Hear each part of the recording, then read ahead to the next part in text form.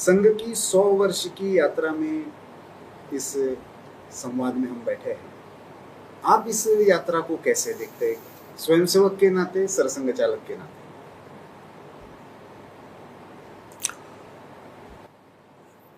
एक बहुत सोच समझकर शुरू किया हुआ कार्य है। वो अब अपनी सफलता की ओर बढ़ रहा है। बीमारी क्या है और उपाय क्या करना चाहिए, इसका अचूक विचार हुआ। उपचार की पद्धति भी प्रयोगों से निश्चित की गई। तो हम कह सकते हैं कि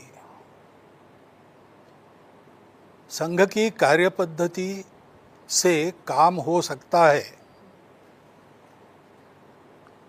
और यह संघ सब प्रकार की बाधाओं को पार करके आगे बढ़ सकता है। ये कन्फर्म होने के लिए 1950 तक का समय गया। उसके बाद उसके आधार पर एक देशव्यापी संगठन और उसके स्वयंसेवकों का समाज में अभिसरण, ये होने के लिए 75-80 तक का समय गया। अपने कार्यकर्तृत्व और अपने शील के कारण समाज का विश्वास संपादन करना और उसके आधार पर समाज जीवन के अन्य क्षेत्रों में अच्छे काम करके इस विचार के आधार पर और इस गुण संपदा के आधार पर देश चल सकता है, ये सिद्ध करने के लिए ये अभी तक का समय गया है। अब इसके आगे काम है कि पूरा समाज इसी गुणवत्ता के आधार पर प्रामाणिकता से, निस्वार्थ बुद्धि से सारे भेद छोड़कर देश के लिए काम करे और देश को बड़ा बनाए। 1948 और 1975 में जो संघ पर संकट आए, संगठन ने उससे क्या सीखा?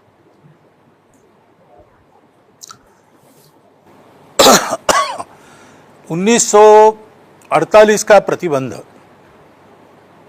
और 1975 का प्रतिबंध, ये दोनों राजनीति थी।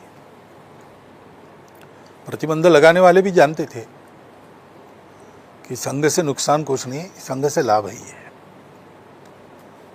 विचारधारा की प्रतिस्पर्धा तो समाज में चलती, इतना बड़ा समाज है, अनेक विचार रहेंगे, परंतु अपना राजनीतिक वर्चस्व कायम रहे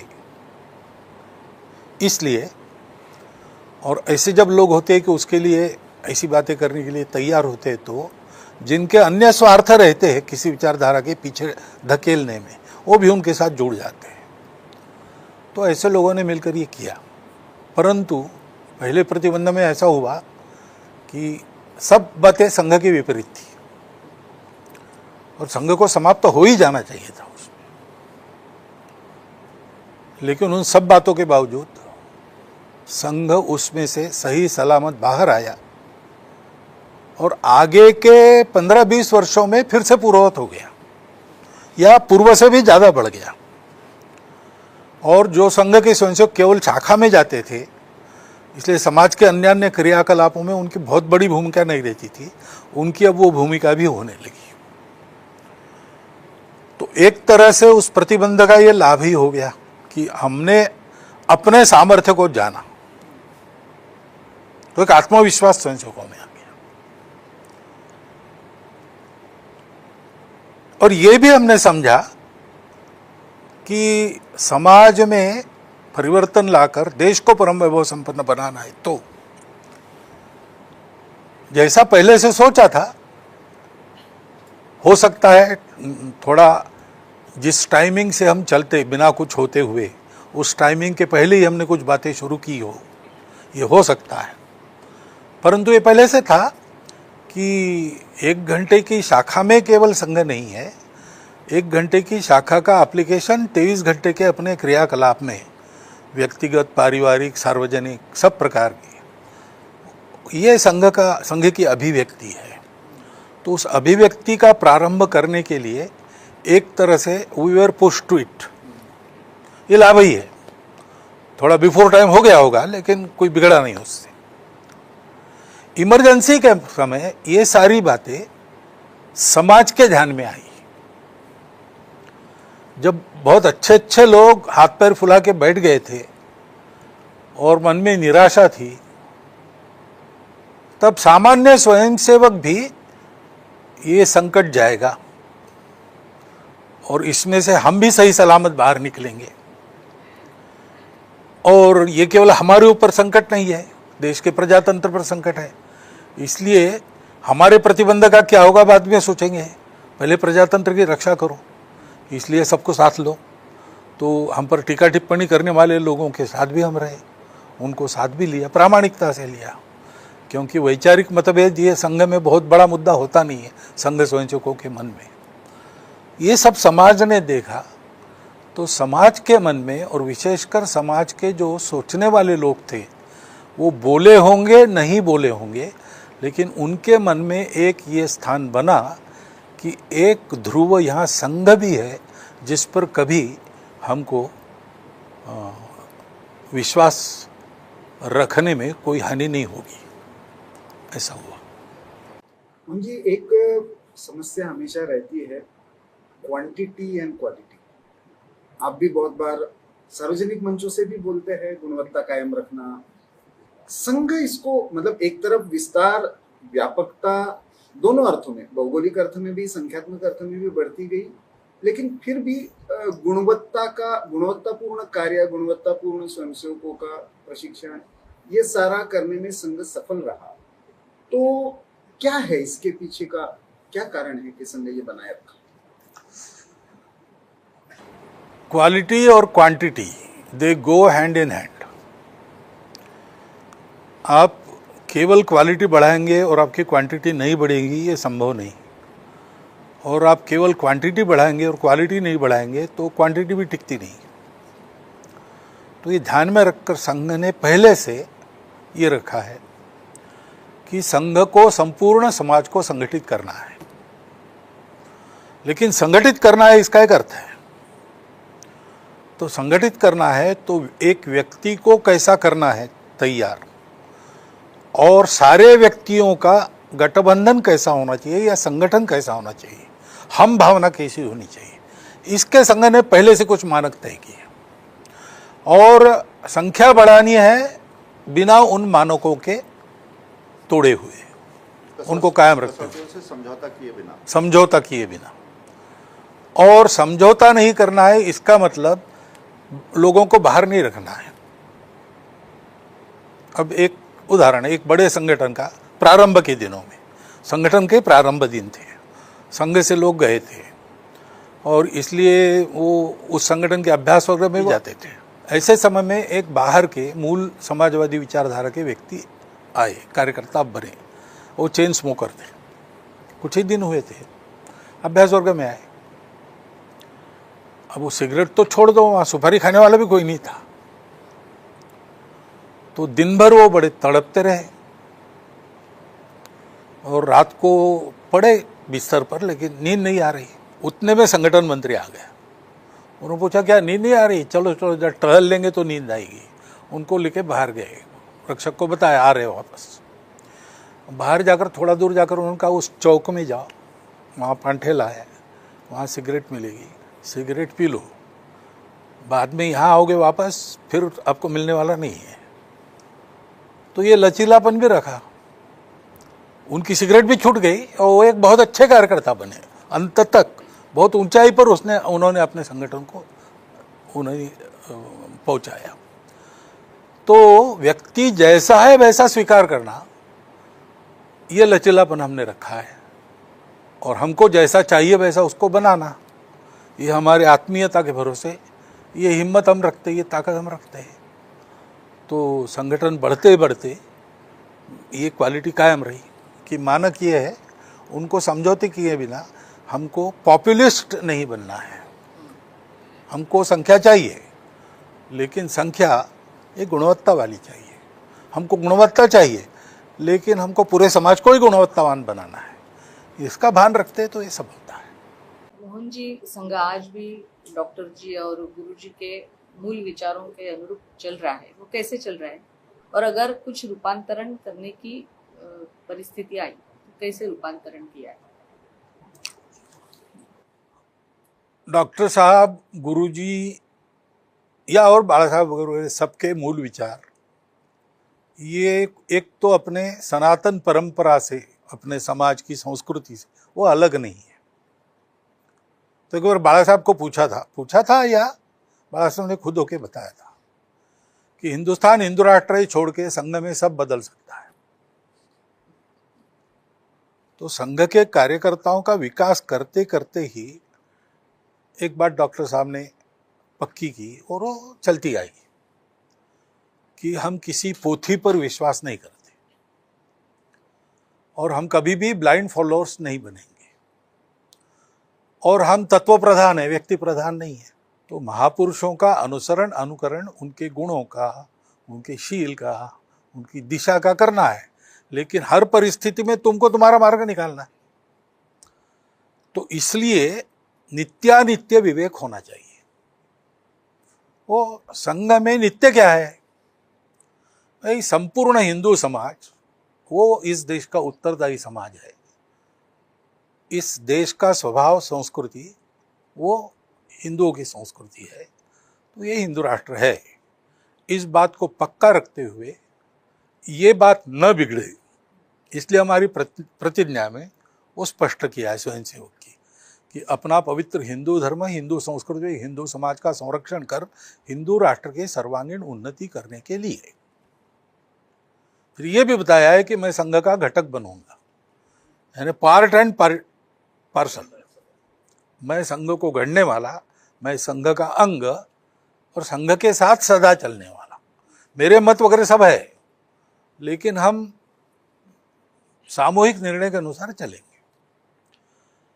ये और आजन्म काम करूंगा, ऐसा कहा है। बाकी कोई शर्त है नहीं।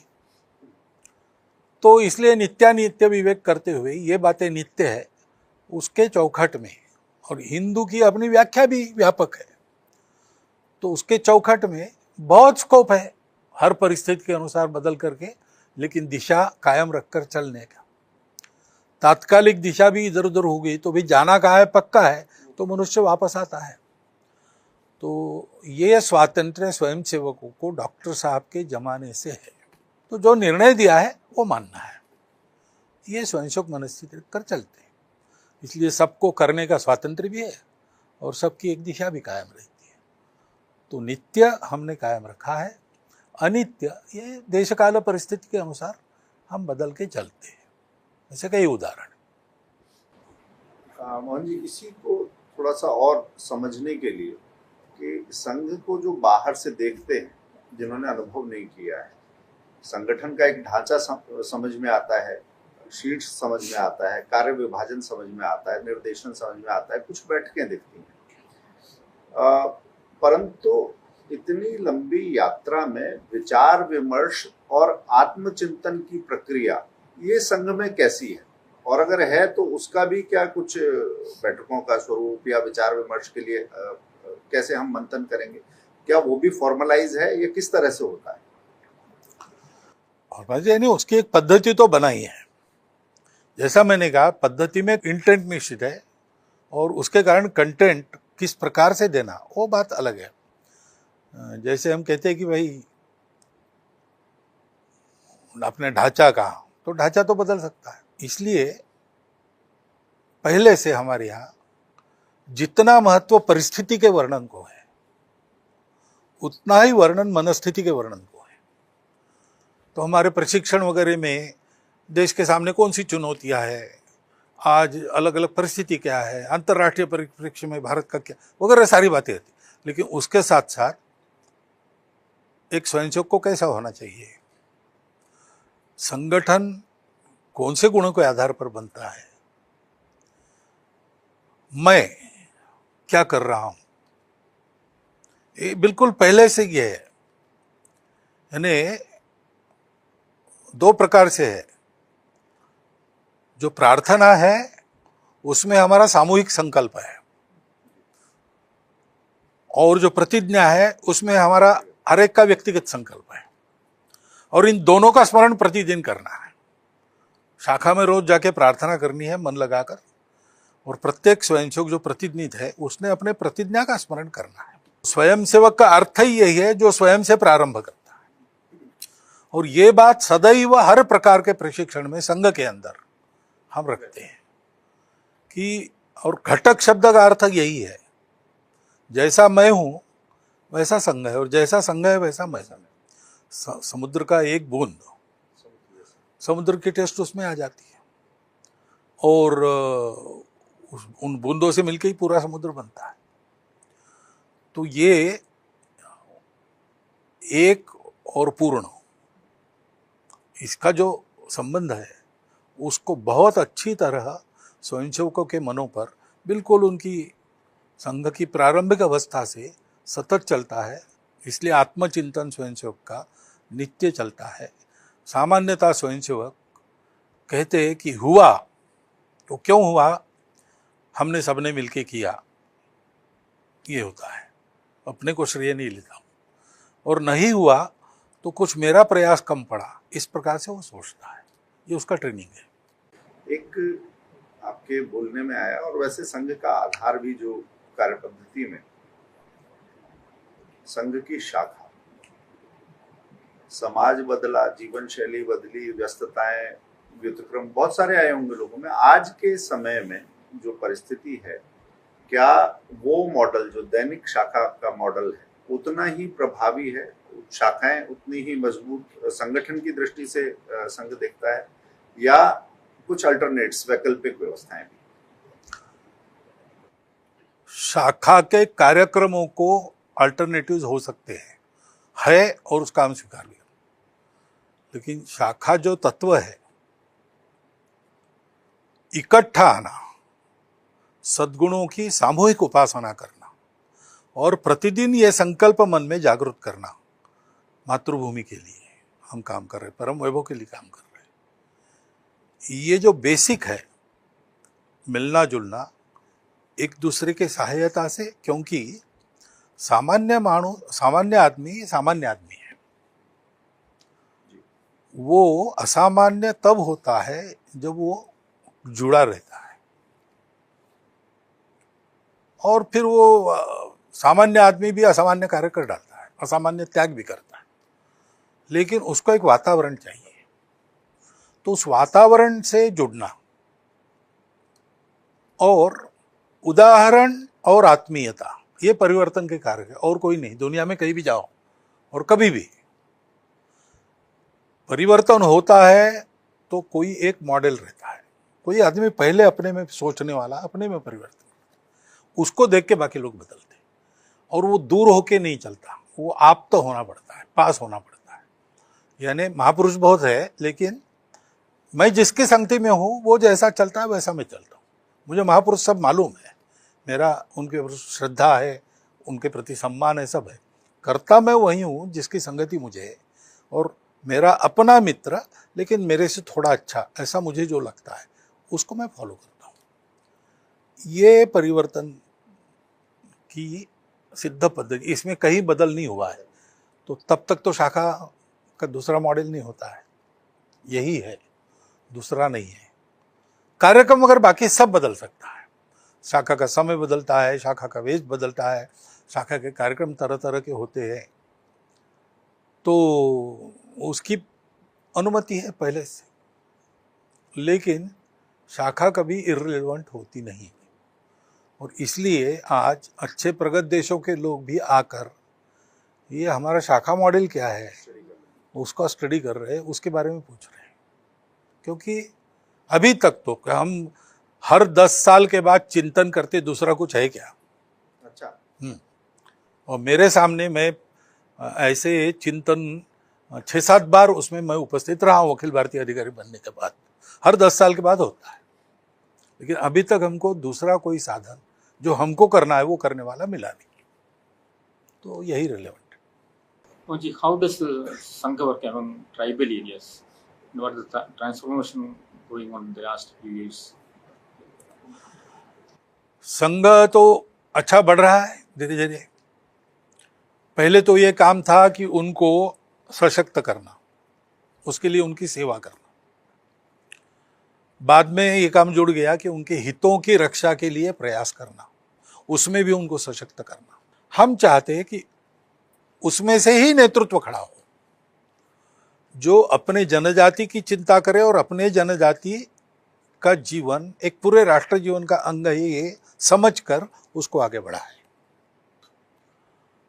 तो उस तरफ अब उन क्षेत्रों में काम करने वाले स्वयंसेवक बढ़ रहे हैं। तो इसलिए जनजाति क्या है, कहाँ से आई, उनके रूट्स कहाँ है, उनका स्वाभिमान, उनके महापुरुष, देश के स्वतंत्रता संग्राम में योगदान देने वाले उनके अपने नायक, ये सब बातें लाकर उनका एजुकेशन करते हुए सेवा और हितरक्षा को जारी रखते हुए धीरे धीरे एक राष्ट्रीय स्वर में बोलने वाले वहाँ के भी नेता अपने समाज को स्वाभिमानी, सशक्त और योगदानकर्ता बनाने वाले नेता वहाँ खड़े हो, इसका प्रयास अब चल रहा है। शाखाएं हमारी उन क्षेत्रों में बढ़ रही है। नॉर्थ ईस्ट से लेकर तो सारे ट्राइबल एरिया में हम जाने वाले हैं। हम भौगोलिक दृष्टि से विस्तार करते हैं, उसमें ये सब कवर हो जाता है, तो वहाँ भी उसका अच्छा परिणाम हमको दिख रहा है। एक और विषय मोहन जी, भारत से बाहर या कहीं इसके पास पड़ोस में देखने में आता है। संघ की प्रतिनिधि सभा में भी वो विषय उठा, और जब अप्रैल आता है तो नेहरू लियाकत पैक्ट की भी याद आती है कि भारत के पड़ोस में विशेषकर हम उन क्षेत्रों की पहचान बदलने का दुराग्रह भी देखते हैं और हिंदुओं पर उत्पीड़न और हिंसा, ये सारी चीजें भी देखते हैं। आपका इस पर क्या मत है कि क्या मानवाधिकार की चिंता करने वाले या बाकी हिंदुओं की उतनी चिंता, वैसी चिंता हो रही है संघ का, इसके बारे में क्या? हिंदू की चिंता तब होगी जब हिंदू समाज इतना सशक्त बनेगा, क्योंकि हिंदू समाज और भारत देश ये जुड़े हैं। हिंदू समाज का बहुत अच्छा स्वरूप भारत देश को बहुत अच्छा बनाएगा, और जो अपने आप को हिंदू नहीं कहते आज भारत में, उनको साथ लेकर ये होगा, क्योंकि वो हिंदू विचार में। हिंदू समाज सामर्थ्य संपन्न होगा तो विश्व भर के हिंदुओं को एक सामर्थ्य अपने आप मिलेगा। अभी वैसा नहीं है, इसलिए करना पड़ता है, लेकिन वो स्थिति धीरे धीरे आ रही है। आप देखिए, बांग्लादेश के हिंदुओं पर जो अत्याचार अभी हो रहे, उसके बारे में जितना हो हल्ला इस बार हुआ है उतना पहले नहीं हुआ था। ये भी नहीं हुआ था कि बांग्लादेश के हिंदुओं ने तय किया कि हम इसी देश के हैं, इसी में रहेंगे और अपने अधिकार को प्राप्त करेंगे। इसके पहले भागते थे, अब भाग नहीं रहे। तो हिंदू समाज का आंतरिक सामर्थ्य बढ़ रहा है, एक तरह से संगठन बढ़ रहा है, उसके परिणाम अपने आप होंगे।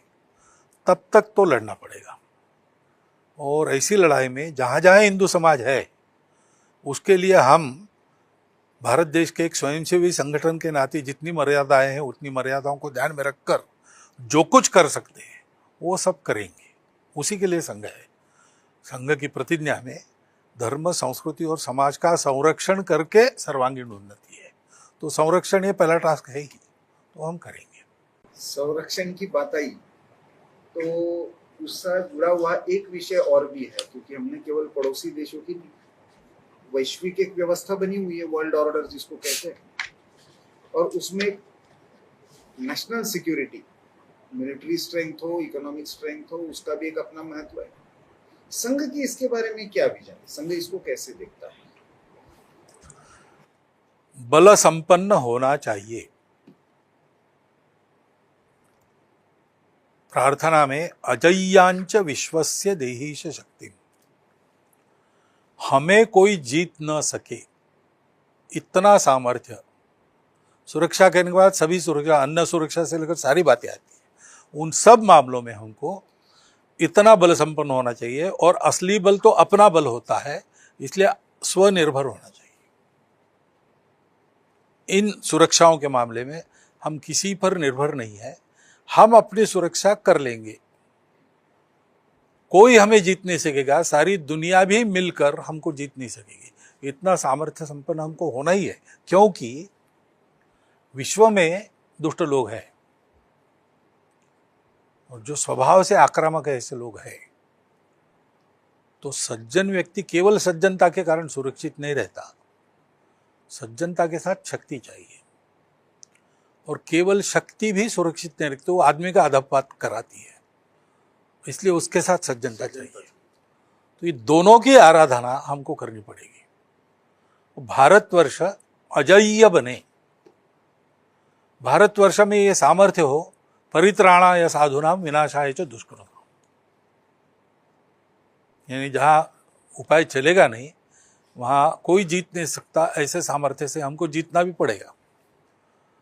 लेकिन उसके साथ सज्जनता है तो हम रावण को नष्ट करके विभीषण को राजा बनाएंगे, वापस आ जाएंगे। और ये सारा हम सारे विश्व के कारोबार पर हमारी छाया पड़े इसलिए नहीं करने वाले हैं, सबका जीवन निरामय हो, समर्थ हो, इसलिए करेंगे।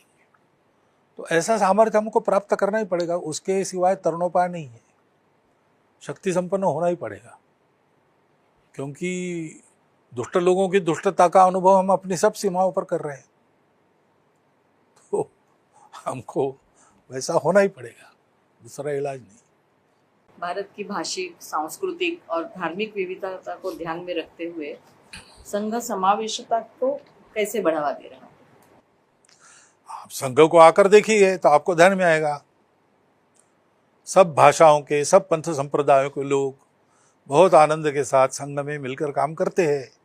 अपनी अपनी भाषा संप्रदाय है, संघ के गीत केवल हिंदी में नहीं है, हर एक भाषा के संघ के गीत बनाने वाले अपने कवि है, स्वर देने वाले लोग हैं, गीत चलते हैं, कैसेट्स निकले, सब निकले हैं, फिर भी सब लोग जो केंद्र से सांघिक गीत दो मिलते हैं वर्ग में वही गाते हैं। तो सब लोग अपनी अपनी विशिष्टताओं पर कायम रखकर अपने एक राष्ट्रीयत्व का आदर सम्मान, अपने समाज की एकता का भान सुरक्षित रखकर चल रहे हैं। यही संघ है, इसको बढ़ावा देने के लिए ही संघ निकला। संपूर्ण समाज के संगठन का अर्थ वही है। इतनी विविधता भरा समाज, उसको एक सूत्र में पिरोने वाला जो सूत्र है वो हम देते हैं। उस अधिष्ठान पर ये सारी विविधताएं एकता का श्रृंगार बनकर साथ चलती है। संघ सामाजिक समरसता की बात करता है और उसके लिए काम भी करता है, मगर कुछ लोग हैं वो समानता की मांग करते हैं, उसकी बात करते हैं। आप इन दोनों में कैसे भेद देखते हैं? समानता आर्थिक है, राजनीतिक है और सामाजिक आनी चाहिए, नहीं तो इनका कोई अर्थ नहीं रहेगा। और सामाजिक समानता आनी है तो क्या कहा गया डॉक्टर साहब के बाद, डॉक्टर बाबा साहब आम्बेडकर के द्वारा, बंधुभाव। ये बंधुभाव है, वही समरसता है। स्वातंत्र्य, समता, बंधुता। तो बंधुता सबका आधार है। स्वातंत्र्य मुझे मिलता है, मैं स्वैर नहीं होता हूँ, क्योंकि बाकी सबको मैं अपना मानता हूँ। मैं समता लाता हूँ, वो समता टिकाऊ होती है और उसमें स्वतंत्रता का संकोच होता नहीं, क्योंकि मैं बंधुभाव के आधार पर समता लाता हूँ। तो समरसता ये समता की प्री कंडीशन है, क्योंकि वैसे आप समता लाएंगे तो भी अब कानून से जात पात गलत है, छुआछूत गलत है, राजनीतिक अधिकार सबको एक वोट है, आर्थिक समानता के लिए बहुत सारा चलता है, लेकिन विषमता गई क्या? विषमता जाती नहीं, क्योंकि उसका निवास मन में रहता है और इसलिए मन से उसको निकालना, सब अपने हैं ये मानना। एकदम आप कुछ हद तक तो समता ला ही सकते हो और लानी भी चाहिए, जितनी ला सकते हो उतनी, परंतु आपका और मेरा चेहरा हम समान नहीं कर सकते।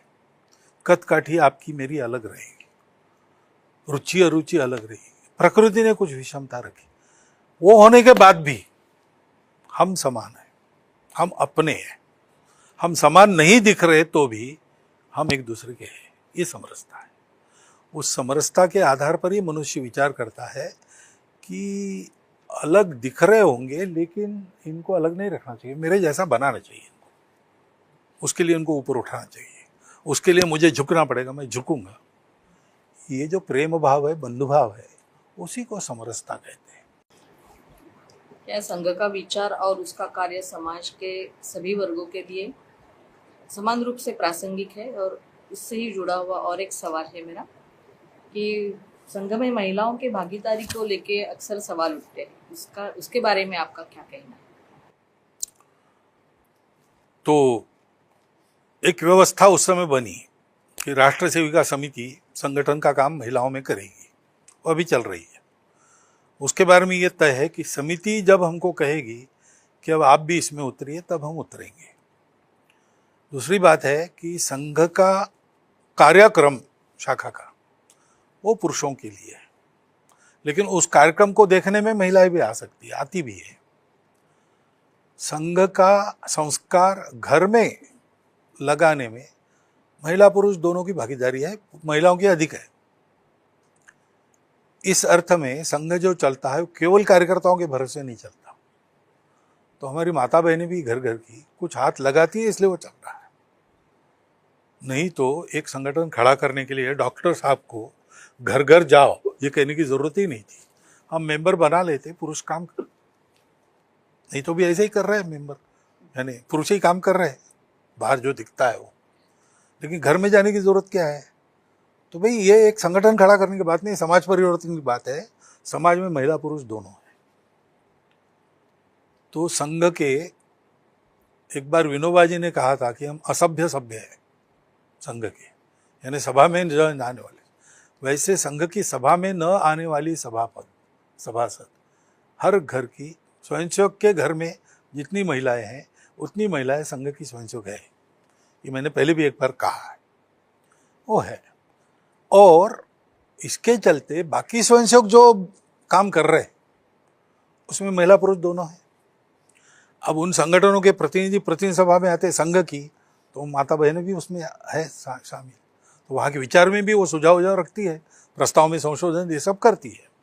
महिलाओं के बारे में जो प्रस्ताव हमने पास किया था वृंदावन की बैठक में, वो राष्ट्र सेविका समिति, महिला समन्वय, स्त्री शक्ति, इन सबको दिखाकर बाद में पास किया।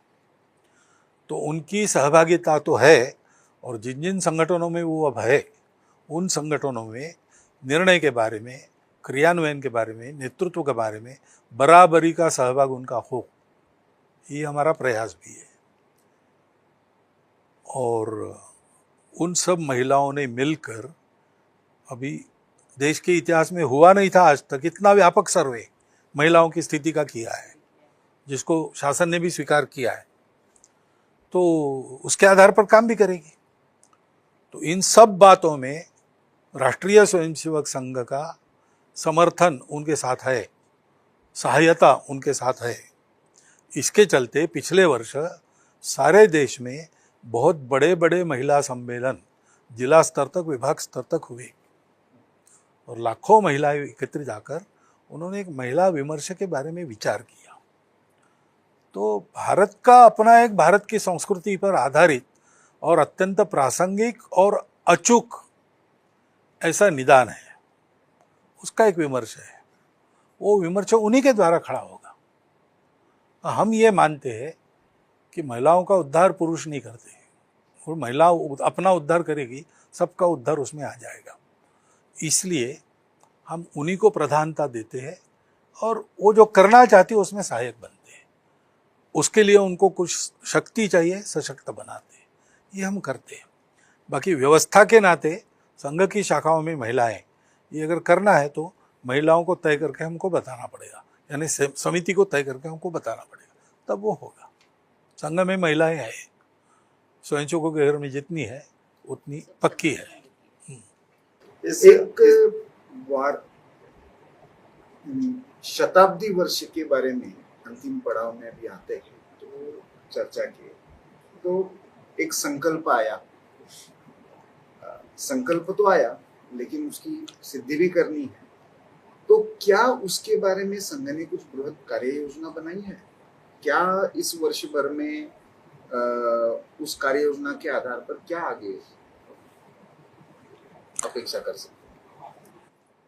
अब आचरण का परिवर्तन उसके लिए आवश्यक बात है, मन का भाव।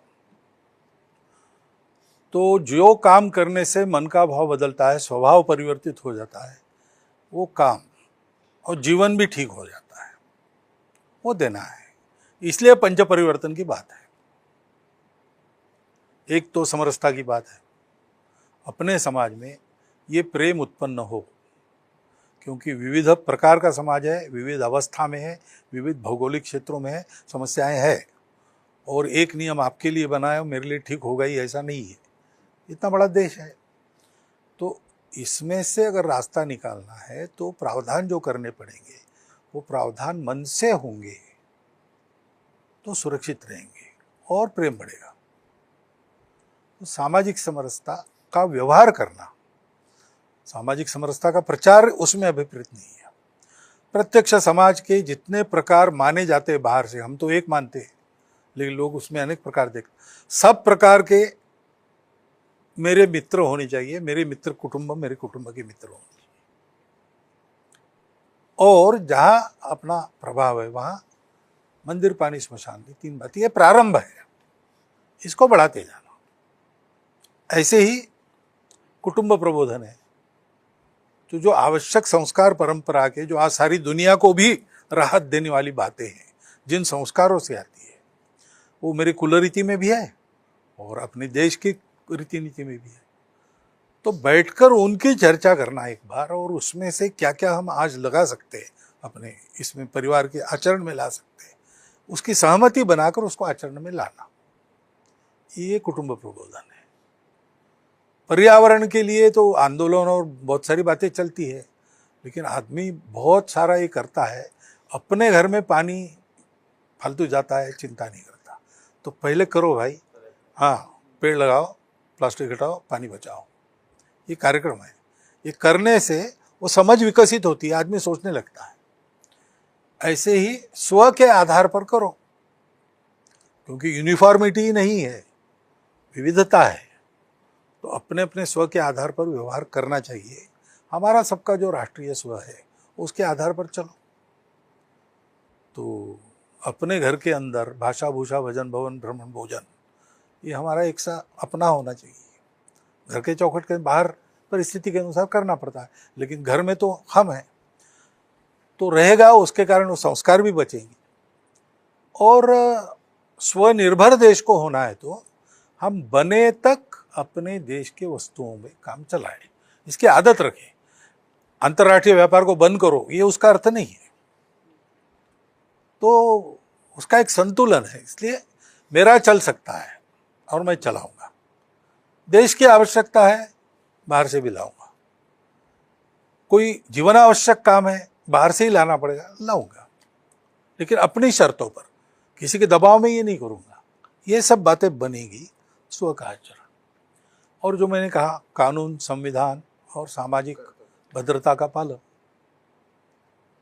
ये 5 बातें स्वयंसेवक उस पथ पर आगे बढ़ेंगे और शताब्दी वर्ष समाप्त होने के बाद इसको समाज में ले जाएंगे शाखाओं के द्वारा।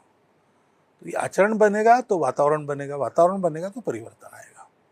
और बहुत सी बातें और आगे की है, वो धीरे धीरे जाएंगे यहाँ से शुरू करके, ऐसा एक सोचा है। देखते हैं क्या होता है। There is any vision document for an upcoming 24 years for some? The same he mentioned is the vision document, संकल्प, है ना। सो संपूर्ण हिंदू समाज को संगठित करना और देश को परम वैभव संपन्न बनाना, उसके आगे एक अनकही बात है, वो संकल्प में आ गई कि संपूर्ण विश्व को ऐसा बनाना। ये विजन तो डॉक्टर हेडगेवार से चल रहा है। 1920 में उन्होंने जो प्रस्ताव दिया था कि संपूर्ण स्वातंत्र्य, ये हमारा ध्येय है, ऐसा कांग्रेस को घोषित करना चाहिए, और स्वतंत्र भारत दुनिया के देशों की पूंजी के चंगुल से मुक्तता करेगा, ये कहना चाहिए। वो वहाँ शुरू हुआ है। Now it has unfolded to this degree.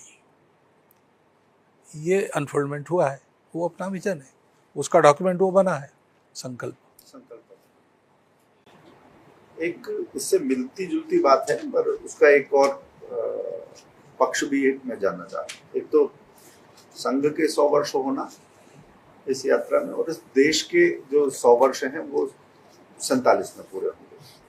तो ये विश्व गुरु कैसे बनेगा, उस पद की थोड़ी सी बात। दूसरा, आपने कहा अभी की भेद उत्पन्न करने वाले तरह तरह से भेद उत्पन्न करते हैं, ये यात्रा तो चलेगी। तो कुछ लोग हिंदू इसके मामले में दुराग्रह रखेंगे या द्वेष रखेंगे, पूर्वाग्रह रखेंगे। कुछ संघ इस कारण से द्वेष रखेंगे या आक्षेप करेंगे, और कुछ लोग ये भारत है तो भारत के भाव को लांछित करना है, इसके लिए प्रयासशील रहेंगे। इन सबको अलग अलग कैसे देखते हैं, और 47 तक की इस यात्रा को कैसे? जो हमारी प्रोसेस है उसमें इस सब की चिंता की गई है। तो ठीक इन्हीं 3 बातों से लड़ते लड़ते हम जो एक एंटेगोनाइज्ड संगठन थे वो आज एक पॉपुलर संगठन बन गए। लोकप्रियता की बात मैं करूँ, विश्वास है लोगों का। तो इसी प्रोसेस से ये हुआ है धीरे धीरे। तो वही प्रोसेस आगे चलेगी, तो इसकी चिंता धीरे धीरे हो जाएगी और सब लोग एक पेज पर आ जाएंगे। ज़बरदस्ती नहीं आएंगे, प्रेम से आएंगे, समझ कर आएंगे, सकारात्मक दृष्टि से आएंगे। और फिर भी जो अड़ियल हटे बने रहेंगे, अब उनका जो होगा होगा, समाज उनको अलग कर देगा। हमारे मन में तो सबके प्रति सद्भावना है, तो इसलिए ये आगे होगा। ये होते होते ही आज हम कल्पना नहीं कर सकते, 1 और 1 आज 2 होता है, लेकिन ये प्रोसेस बढ़ेगी तो 1 और 1 11 हो जाएगा। ज्योमेट्रिकल प्रोपोर्शन में ये प्रोसेस जब बढ़ेगी तो मुझे लगता है कि इस गति को मेंटेन करके हम अगर चलेंगे तो 2047 तक हम जो सोचते वैसा होगा। पहले भारत को अपने आप को अच्छा बनाना पड़ेगा, वो काम 47 तक पूरा होगा। भेद रहित, निस्वार्थ बुद्धि के लोगों से भरा हुआ भारत, जो बल संपन्न है, अजेय बल जिसके पास है, और जो सारे विश्व को योगदान करता है। तो 47 के बाद वो प्रोसेस शुरू हो जाएगी, जिससे भारत का उदाहरण देखकर सब लोग ऐसा आगे बढ़ेंगे। एक हमारे वरिष्ठ कार्यकर्ता ने बहुत पहले 92 में ये कहा था कि इस संघ को देखकर अन्य देशों के लोग उन देशों का राष्ट्रीय स्वयंसेवक संघ अपने देश में खड़ा करेंगे और मानव जीवन बदल जाएगा। वो प्रोसेस मुझे लगता है 47 के बाद शुरू होगी, और उसको पूरा होने में 100 साल नहीं लगेंगे, उसको पूरा होने में 10, 15, 20 साल लग जाएंगे। शताब्दी वर्ष के संदर्भ में जो हिंदू हितैषी वर्ग है, संघ का शुभचिंतक वर्ग है, इस राष्ट्र का चिंतक हित चिंतक वर्ग है, उसके लिए आपका आह्वान, आपका संदेश क्या होगा? हिंदू समाज को अब जागरूक होना ही पड़ेगा। अपने सारे भेद और स्वार्थ भूलकर हिंदुत्व के पक्के धर्म मूल्यों के आधार पर अपने व्यक्तिगत, पारिवारिक, सामाजिक और आजीविका के जीवन को आकार देकर एक सामर्थ्य संपन्न, बल संपन्न, नीति संपन्न, सब प्रकार से वैभव संपन्न भारत खड़ा करना पड़ेगा। क्योंकि विश्व को प्रतीक्षा है और ये ईश्वर प्रदत्त कर्तव्य भारत का यानी हिंदू समाज का है, क्योंकि हिंदू समाज भारत के लिए उत्तरदायी है कि विश्व को वो एक नया रास्ता दिखाएं। एक कृषि क्रांति हो गई मानव के इतिहास में, बाद में विज्ञान क्रांति हो गई, अब धर्म क्रांति की आवश्यकता है। रिलीजन की बात नहीं कर रहा हूं मैं, धर्म जो मैं बोल रहा हूं, सत्य, करुणा, शुचिता, तपस के आधार पर फिर से सारे जीवन की पुनर्रचना हो, इसकी विश्व को आवश्यकता है। और अपरिहार्य प्रकार से उसका गाइड तो भारत ही रहेगा। तो भारत को इस प्रकार होना है तो हिंदू को इस प्रकार होना है। ये अपने कार्य के महत्व को हम समझे, मैं और मेरा परिवार के दायरे से बाहर आकर और इस प्रकार का अपना जीवन बनाकर सारे विश्व के लिए उदाहरण बने, इसकी आवश्यकता है। वो करने के लिए हम सबको साथ में आगे बढ़ना चाहिए।